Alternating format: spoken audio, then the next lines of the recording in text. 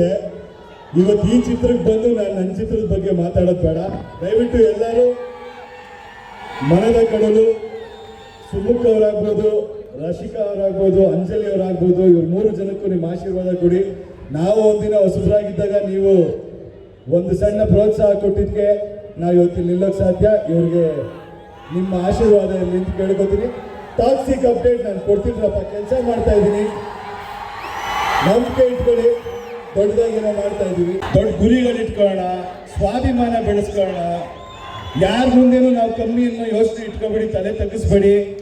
ಬೇಡದು ಬೇಡ, ಕಷ್ಟಪಟ್ಟು ಕೆಲಸ ಮಾಡೋಣ. ಬೇರೆಯವರೆಲ್ಲರೂ ನಮಗೆ ಗೌರವ ಕೊಡೋದು ದುಡಿಯೋಣ. ಧೈರ್ಯವಾಗಿ ಬನ್ನಿ. ಯಂಗ್ಸ್ಟರ್ಸ್ ಬರ್ತಾ ಇದ್ದಾರೆ, ಹೊಸ ಜನರೇಷನ್ ಹೀರೋಗಳು ಬರಬೇಕು. ನಾನು ಕೇಳೋದು ಒಂದೇ, ಎಲ್ಲ ಆ್ಯಕ್ಟರ್ಗಳಿಗೂ ಆ್ಯಕ್ಟ್ರೆಸ್ಗಳಿಗೂ ಯಾರೇ ಬರ್ತೀನಿ ಅಂದ್ಕೊಂಡ್ರು, ಬರೀ ಸಿನಿಮಾಲಿ ಆ್ಯಕ್ಟಿಂಗ್ ಅಷ್ಟೇ ಸಿನಿಮಾ ಅಲ್ಲ. ನೀವು ಹೇಗೆ ಈ ಕರಿಯರ್ನ ನೀವು ರೂಪಿಸ್ಕೋಬೇಕು, ಡಿಸಿಪ್ಲಿನ್ ಹೇಗಿರಬೇಕು, ಟ್ರೆಂಡ್ ಏನಾಗ್ತಿದೆ, ನಿಮ್ಮ ಜವಾಬ್ದಾರಿ ಏನು ತಿಳ್ಕೊಂಡು ನೀವು ಬರಬೇಕು. ನಿರ್ದೇಶಕರುಗಳು ಅಷ್ಟೇನೆ, ನೀವು ಪ್ರಿಪೇರ್ ಆಗಿ ಎಲ್ಲರೂ ಬರಬೇಕು. ನೀವೆಲ್ಲ 3 ಜನ ಇಷ್ಟು ಒಳ್ಳೆ ಸಂಸ್ಥೆ, ಇಷ್ಟು ಒಳ್ಳೆ ನಿರ್ದೇಶಕರು, ಇಷ್ಟು ಒಳ್ಳೆ ತಂತ್ರಜ್ಞರ ಜೊತೆ ನೀವು ಕೆಲಸ ಮಾಡೋ ಅವಕಾಶ ಸಿಕ್ಕಿದೆ. ಇದನ್ನು ಉಪಯೋಗಿಸ್ಕೊಂಡು ನೀವು ತುಂಬ ಮುಂದೆ ಹೋಗಂಗಾಗಲಿ ಅಂತ ನಾನು ಕೇಳ್ಕೊತೀನಿ.